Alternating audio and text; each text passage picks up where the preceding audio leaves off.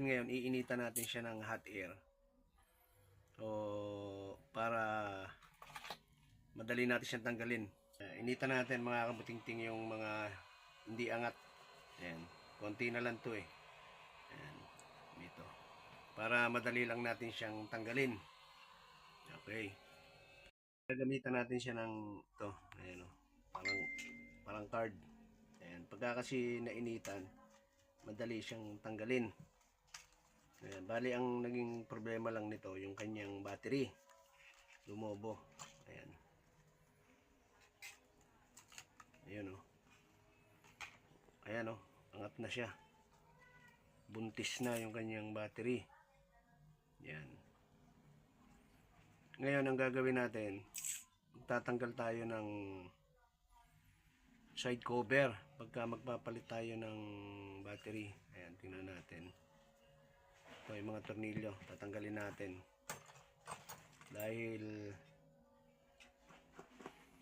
ayan, tingnan natin kung ano ang gagawin natin para ayan. Check natin yung mga tornilyo.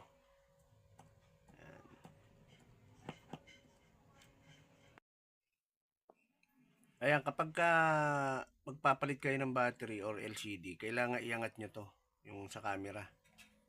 Ayan. Kasi meron siyang tornilyo dito sa loob. Hindi nyo maiaangat yung side cover kapag hindi nyo siya tinanggal. Ayan o.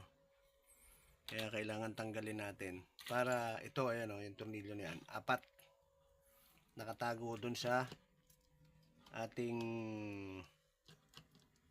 ayan, nakatago rin sa ating camera, cover ng camera lens. Ayan, tanggalin natin.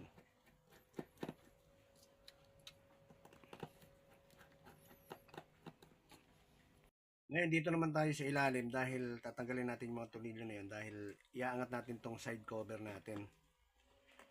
Hindi natin kasi maiangat yung board kasama dito sa kanyang side cover, yung cover ng board natin eh.